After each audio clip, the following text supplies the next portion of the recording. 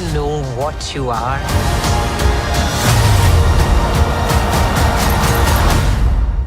I'm a superhero. Greetings, whoever this may concern. Christian Aguilar here, back with another series review. And in today's series review, I'm going to be reviewing episodes 1 to 3 of Miss Marvel. So I know 6 episodes is tradition when it comes to Disney Plus shows. So after the first 3 episodes, I like to, give my thoughts and kind of like review the series so far, and then at the end of the 6 episodes, the next 3, review it all in its entirety. I will be doing that with Obi-Wan if I haven't already. But for today's video, I'm going to be reviewing Miss Marvel episodes 1 to 3. However, I'm already technically kind of reviewed it over on The Rendered Image, a show I co-host with my good friends Tyler and Shannon. Well, Tyler and I have been watching Miss Marvel since the first episode, and since we got to 3, what we said and all of our opinions tossed back and forth at the end when we finished episode 3 is essentially all of our opinions for the entire series. We're enjoying it so far. Sure, there's a couple of goofy things in there, but overall, it's a good time. So I thought I'd do something that I did sometime in the past. There's a couple of other videos that I did a review with Tyler, and I just clipped out that section of the full reaction, and I just had it as my video. So I'm going to be doing the same thing this time around. So without further ado, here's the review for Miss Marvel episodes 1 to 3. All right, that was another episode. Episode 3, Destin. 3, Destin. Good episode. She's finally coming into her own, owning her powers, beating people up with the fists of light. It's good stuff. True. Real good stuff. I like it. It's interesting because, again, like I mentioned before, the family's a huge focus. Herself is a huge focus, and there's a lot of time for these characters to breathe. There's a lot of screen time that's dedicated to these characters, and that's pretty cool, man, because it makes them, again, all the dynamic between all the actors is great. It just it plays out beautifully in each episode. And yeah, I just can't help but admire that, because it's easy for a Marvel property to lose itself in the spectacle. Props for those that know the movie playing behind me, but that movie is all spectacle. There's little time that explores character relationships, and this show, on the contrast, is exploring all that. So I find that enjoyable. And I know a lot of people be like, it's boring, this and there's not a lot of fighting. Well, I personally enjoy it. Go watch Daredevil. There's a lot of conversation scenes, and there's a lot of, and that makes the fight scenes that much more intense. So I do wish that there's a little bit more stakes in here. Like maybe, for some characters feel like they're in danger right now. I still feel like everyone's safe. Like everyone doesn't feel like they're really teetering on like, oh, someone could die or this and this and that just yet. For me, that's how it feels. But other than that, I like where it's going, man. It's pretty fun. It's a fun show. Right. Well, her friend, they do it. It's a nice balancing act, because they do, like, her friend. I don't know her. I forget her name. Her friend finding out. Yeah, the one that was going for the campaign that has the campaign. Like, those are some stakes, you know what I'm saying? And like the wedding being,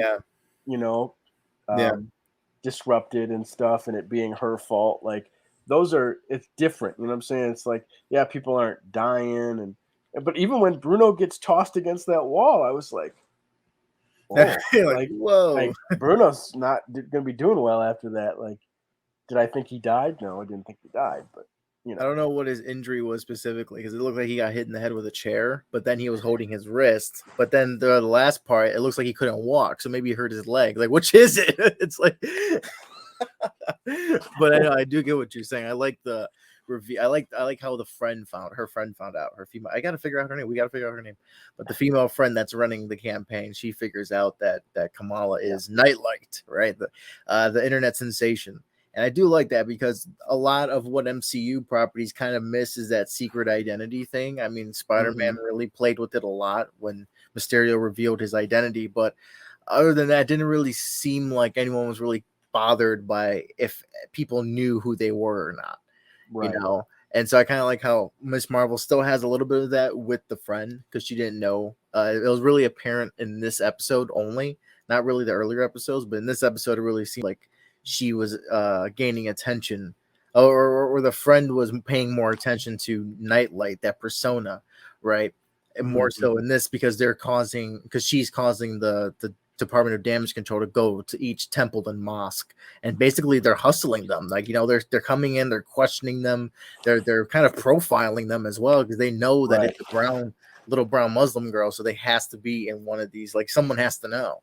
Around So here, if there's that invasion there too, that feeling of like, oh, we're being invaded on and stuff. And I like how that show, you know, teeters on that as well. It's pretty yeah, cool. man. I mean, dude, this show is delivering, bro. Like, it's not, and it's delivering in, like you said, like the characters. I care about these characters, Yeah, and a lot of shows, like even Moon Knight, like it was a fun show, but I care way more about these set of characters than I do about the ones in Moon Knight. You know? for sure. I can understand that. Yeah, Moon Knight was just like, here's these characters, but then pay attention to all the spectacles that's going on. Like, who is this third personality? You know, what's real and what's not. Right. You know, there's two Oscar Isaacs now. You know, it's like Yeah, there's a the lot of attention. struggle in Yeah, Moon Knight. Yeah. exactly. Yeah, a lot was going on there. Yeah, you're right. That's a nice comparison right there. And I agree. Like, these characters, like if one of them is in danger, or one of them does get killed off, I would be like, oh, that's messed up. Like, I would like to see them. Like, I don't want any of these guys to get hurt. You know, even if Bruno becomes, like, we've been saying this since episode 1, but say if Bruno does become an antagonist, still something like that would be like, oh, that'd be heart wrenching, because this dynamic is now broken. Right. You know.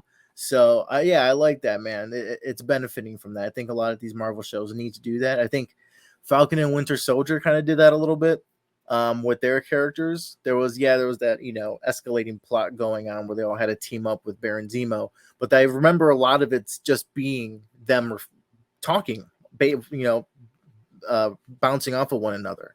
Mhm. You know, and really letting their dynamics breathe. I remember a lot of that from that show. And then not a lot of and with not a lot of action. Same thing how this is. There's like one action piece for every one, but there's not a lot of fighting in this so far. You know, so it kind of gives me those vibes where it's like we're taking a break, we're letting things breathe. You know, it's taking our foot off the gas, because their foot has been on the gas for all this multiverse stuff. So they're taking their foot off just a little bit and letting these new set of characters breathe, you know? So I like it. And it's going to be cool to see them cross over with other people, because we're going to be like, hey, look, that's Kamala and her family. That's pretty cool, you know? We have that attachment thanks to these episodes really letting them breathe. Right. So, yeah. And if this family comes back in Captain Marvel 2 or the Marvels thing, yeah. like, I'm excited. Like, yeah, like bring all of them. Like, I want all of them in the sequel. Get the whole family. I want all of these people to be in there. That would be cool. That would be cool to have them a part of that, you know, in a bigger way than we expect, you know. I expect, like, if they're going to do something like that, like, you know, that's their little ensemble. They're going to give them one scene, then they're going to shoot Kamala off into space, and then they're going to have their adventure. I feel like it's going to be like that. I hope it's not like that, and I hope that her family does have a little bit bigger of a role to play. And I think that all depends on how well this is received by audiences. If people love this show and they're flocking to this show, and people take in these characters, I think that would kind of persuade Marvel to be like, oh, well, people like these characters, maybe they want to see more of them in some capacity. You know, I hope that's the thing that happens, you know. I think you know, from everything that I've seen, you know, this show hasn't really popped off as much as some other shows have. For whatever reason, people think, you know, oh, it's not my demographic, so I'm not going to watch it or whatever. And I think we are early adopters of this show. But I do think once she's in, because I think she's a fantastic character. I think like we've talked about these characters and how much we like them. Yeah. I think once they're in the Captain Marvel sequel, I think then people are going to be coming back to this and watching this for the first time, because they're going to be like, oh, I really like her in the movie. Let me go watch her show that I didn't watch because I didn't think it was going to be good. So yeah, or relevant. Some people are going to be like, well, I didn't think it was relevant at the time. Now it's all mixing in, so I got to go back and watch it. Right. You know, because it did, man. It got this like Disney Channel stigma on it or whatever, and I'm like, it kind of has that, but not really. Like, I don't know. The acting, I think, is way better than a Disney Channel original movie, and well, whatever. I mean, that's like, I don't know, because people were also comparing the Spider-Man movies to a John Hughes movie. You know, that whole happy-go-lucky, feels bright, and you know, we're in high school still, the adolescents looking through through like an adolescent lens, and I see that a lot with this show. We're seeing it through her lens, and everything's so colorful and bright. Even in its darkest times, she's still optimistic. She still see things with color. They still stand out. That's how I see, like, why everything's so bright. Besides the whole Bollywood inspiration, is like, well, I think this is how Kamala sees the world, with all the moving art, with all the moving street graffiti and stuff like that. She sees a very colorful world, even when she's at her lowest point. And I think that's her part of her power, is that and that was going to make her a hero ultimately. And with Spider-Man, like, Spider-Man is very, like, it's very whimsical. It's very like those movies, despite me not favoriting Tom Holland as Spider-Man, he's not my definitive Spider-Man. I know a lot of people love him, but his movies are hilarious. They are great comedy movies. If you think about it, if you watch them, they just make me laugh all together. Like, all the side characters, Ned has funny lines. Even Peter and MJ have funny moments, and especially Flash Thompson, his whole dynamic with loving Spider-Man but hating Peter. Funny as hell, everything. And even the teachers, they have great comedians playing the teachers, of course. But it's just full straight on comedies. I'm like, oh, this is amazing. This is great. So I like how they start these characters in this very light and very happy-go-lucky atmosphere, because I know eventually they could bring them into darker stories. Yep. And I hope that's the case with Kamala Khan. I hope she doesn't just get forgotten, and we don't know what to do with her character.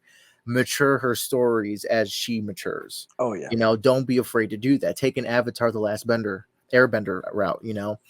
Take that route. Start it off happy-go-lucky, and then while you work your way in, it'd be nice by, like, maybe by season 2, if this show gets a season 2, to see some episodes go dark, and we're like, oh crap, look back at season 1, that was so happy and Disney Channel-esque. Now this one feels like, borderline Civil War, Infinity War, like there's dread there.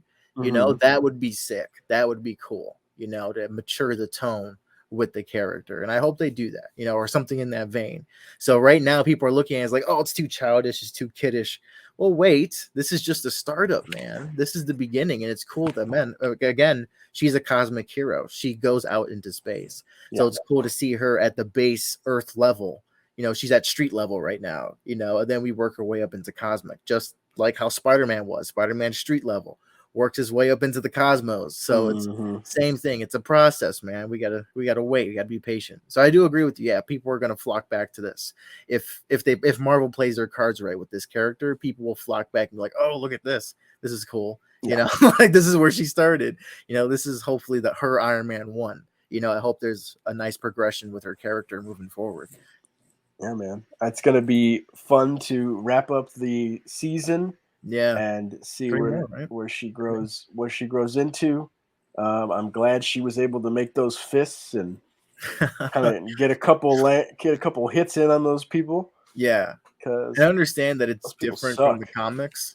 I know I understand it's different from the comics, but taking it for what it is right now, it's pretty enjoyable, man. It's pretty good. Right. Yeah. Well, because you run it, obviously, like, you run into the comparisons of Mr. Fantastic.